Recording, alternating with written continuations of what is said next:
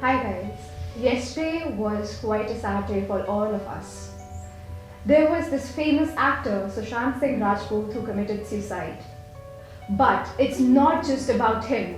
It's about a lot of people out there who are committing suicide every day. The rate of suicide has just reached the sky now. It is being saddening every day. So, what will you say about it in the form of Ayurveda? What it is, and what do you think is the reason for this hike in the rate of suicides? Yes आर्यवानी basically Ayurveda में बहुत पहले से हजारों साल पहले से लिखा गया है। आयुर्वेद में हेल्थ की डेफिनेशन को किस तरह एक्सप्लोर किया है, जस्ट एक बहुत ध्यान से समझिए।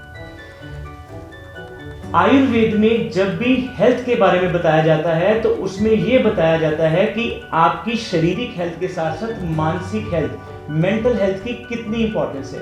एक बहुत सुश्रु जी जो हमारे एक फेमस राइटर हुए हैं, उन्होंने बताया है सम दोषा सम अग्नि सम धातु मल क्रिया प्रसन्न आत्मा इंद्रिय मना स्वस्थम अधिविधीते। अर्थात अगर हमारी आत्मा इंद्रिय और मन प्रसन्न हैं, अगर हैप्पी हैं, तो ही हम स्वस्थ कहलाए जाएंगे। WHO भी ये कहता था पहले। उससे आज से 1970 से पहले ये माना जाता था the absence of disease is called health. No, this is very negative definition. Absence of disease is not mere health. When our body and mind is in equilibrium, then it is known as health. And after the intervention of our Ayurvedic scientists, they make the amendment. Now, अब छोटी सी बात है कि हमें अपने मन को और अपनी शरीर को, दोनों को फिट रखना है। शरीर के बारे में हमने पिछले वीडियोस में बहुत चर्चा की है। मन को भी हमने फिट रखना है, मन को भी हेल्दी रखना है। अगर मन हमारा हेल्दी होगा तो ही हमारा हार्मोनल बैलेंस पूरा होगा। और एक बड़ा सिंपल सा तरीका है जो हमारे शास्त्रों में लिखा गया है, शुद्ध आहार और शुद्ध विहार। आहार कहते हैं हम डाइट को, और विहार कहते हैं लाइफस्टाइल को। हमारा अच्छा आहार हो और अच्छा विहार हो। From this vihar thing, vihar is basically our lifestyle. The current scenario of this whole youth that we are coming up with, the lifestyle is the major thing that we are lacking in. This thing of not living with families and growing up on their own. Yes, it does yes. have its own implications, but the support, the moral support, the solid foundations that we get from living with families is a big ground for mental stability. Yes, there can be some destructive families out there as well, but that's just a minor case. What I would suggest, being a psychologist, is that go out, reach out to psychologists who are there. In this COVID era, there are like many psychologists who have come out there. They have come up with the free consultation so that you are able to live a healthy life. This era of COVID is heavy for all of us. Try to be there for people, talk to them, see if the people around you are acting a little weird or not. And I think that yoga does play a lot of role in keeping our mental health stable. What would you suggest in this yoga thing? Yes, I think according to my opinion, yoga and Ayurveda are just the two wheels of a same vehicle. Exactly, Yes, and just the second shlok of yoga. What is that? योगश्च चित्त वृत्ति निरोधा। हमें अपनी चित्त की वृत्तियों का निरोध करना है। वो चित्त की वृत्तियां क्या हैं वो हमारा आज का टॉपिक नहीं है, लेकिन जैसे मैंने आपको पहले भी बता चुका हूं कि हमारे हजारों तरह के थॉट्स एक दिन में आते हैं। उसमें हजारों लाखों पॉजिटिव थॉट्स भी होते हैं, हजारों लाखों नेगेटिव थॉट्स भी होते हैं।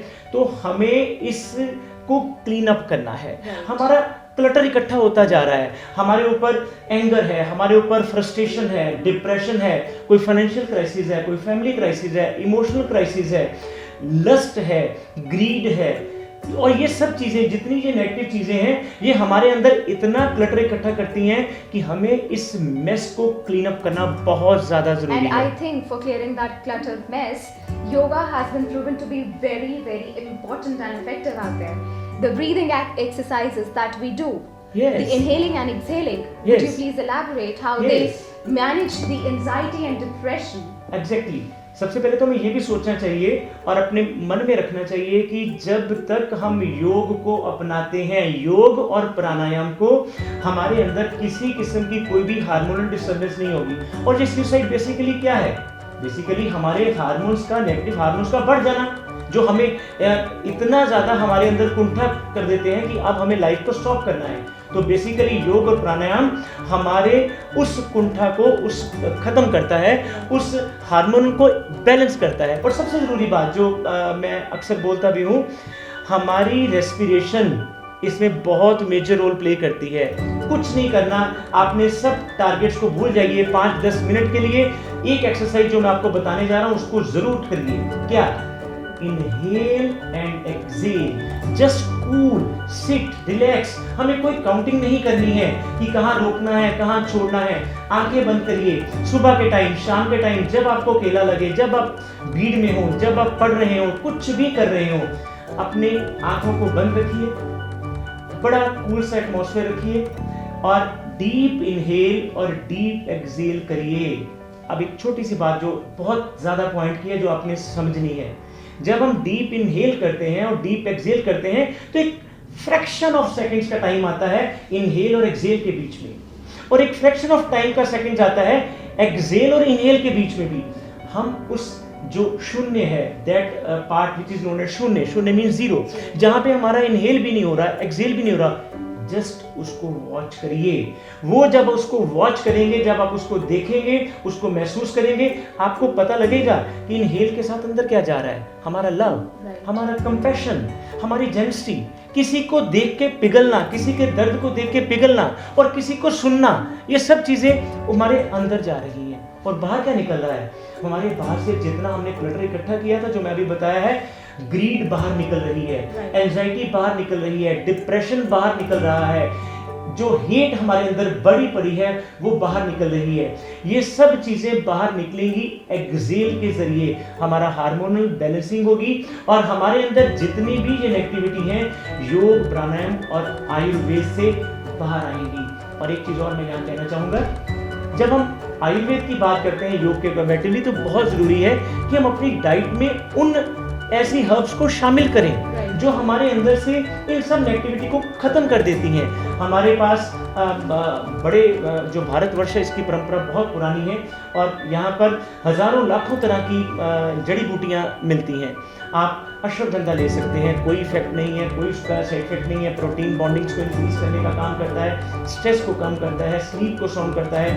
आप मालकामनी ले सकते हैं, आप शंखपुष्पी ले सकते हैं, आप जटामांसी ले सकते हैं। ये सब चीज़ें, हाँ, लेकिन ये ज़रूर मैं कहूँगा अपने आप सेल्फ रेमेडीज ना करिए। हमारे पास इस इवेंट के बाद, इस वीडियो के बाद नंबर डिस्प्ले होंगे। आप हमारे डॉक्टर्स की टीम है जो लगातार आपकी सेवा में आयुर्वेद और योग के माध्यम से कर रही है। आप उनके नंबर पे कॉल करिए और अपनी जो भी नीड है उसको बताइए और हम इसके लिए आपको ये ज़रूर कहेंगे कि हर इंडिविजुअल अपने आप में पूरी की पूरी अलग दुनिया होता है। आयुर्वेद ये बताता है कि हम उसकी दुनिया को रूट से कैसे समझें और कैसे उसको रूट से ठीक करें। So guys, be compassionate, be kind to all the people out there. You don't know their stories. Don't do the commenting on them. Don't compare people with others. Try to be as kind to people you can be. Spread love.